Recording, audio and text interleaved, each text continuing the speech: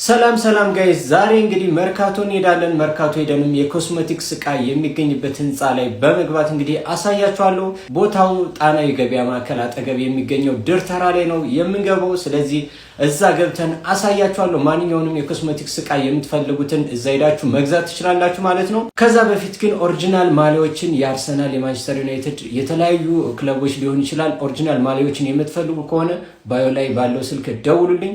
ዳይ ወደ ቪዲዮ አብረን እንግባ።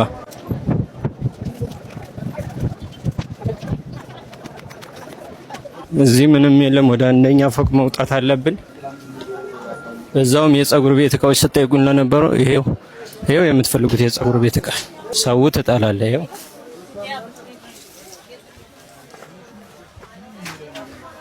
እዚህ የሌለ ነገር የለም። ሽቶ፣ የተለያዩ ቅባቶች፣ ካልስ፣ ፓንት ሳይቀር ነው ያለውና በጣም ብዙ ናቸው ያሉት።